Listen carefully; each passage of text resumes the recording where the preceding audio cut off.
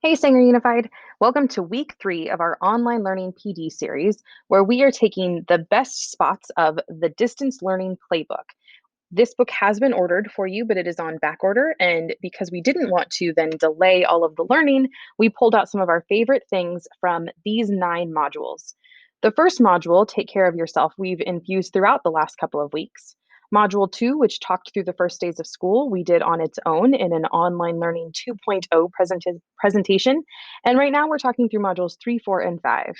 So first, for that module 1, taking care of yourself, just an emotional check-in. What is the kindest thing someone has done for you this week?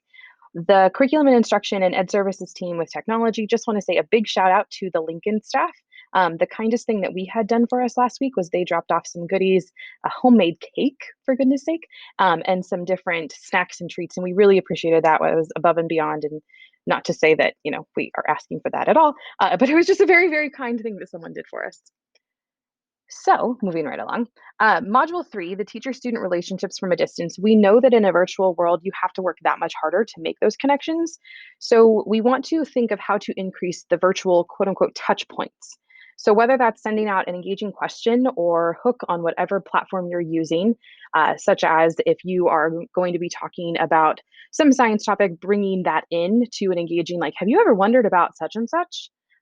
Also, just when they come in, welcoming the students by name and definitely having some sort of system for calling on students and noticing who hasn't participated. And then one of the things that we're looking the most forward to with Zoom is the breakout rooms and how to then include both whole class and small group discussions. So the touch points doesn't necessarily mean talking to students, but it's all of the different ways in which you're being able to have what would have been an easier situation in an in-person. Because it's virtual, you need to work that much harder and be a little creative. Which brings us to the next one, the teacher credibility.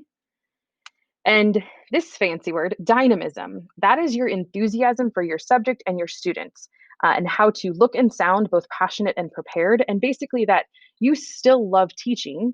Your passion for the teaching did not change because we're at a distance. So, how do we let our students know that? And it can take the form of silly stuff, dressing up, props, memes. It can also be some less silly stuff, the nonverbals, the gestures. A great example of this is the Washington academic staff is doing some Friday fun days where they're dressing up or kind of talking through some different things. The Sanger High, I believe one of the English PLCs, did a kind of murder mystery where they had the teachers become murder suspects, and it was all to do, I'm sure, with a very educational thing, but it was very silly and fun, and it allowed for that dynamism to show through, that the passion for teaching and your content area is still there even that you're at a distance. And lastly, module 5, the teacher clarity at a distance. We wanted to encourage everyone to share the load and divide and conquer. So, for example, if you and your PLC, if you have a PLC, are planning to use similar videos, instead of 3 different people recording the same or similar videos, have one person, and instead of saying like, hey, room 13, or hey, Mrs. Galt's class, just say hello, 3rd grade. And now everyone can use it. And then you can kind of take turns, and that brings us to the divide and conquer. If you're able to departmentalize either different content areas, like one does math, one does ELA, or within a content PLC, because obviously you're all the same content, breaking up the videos for a few different lessons or units, being able to divide and conquer will allow you to feel a little bit better about the load that you're carrying when it comes to making videos or planning lessons. We did it naturally in person, but when we're thinking through how to do the screencast and how to do all these different videos, just wanted to set that reminder. A great example of this, Fairmont 3rd grade, they are making a lot of videos and are on each other's classrooms within Seesaw, within Google Classroom or Canvas. So they're all being able to participate and then being able to actually departmentalize a little bit.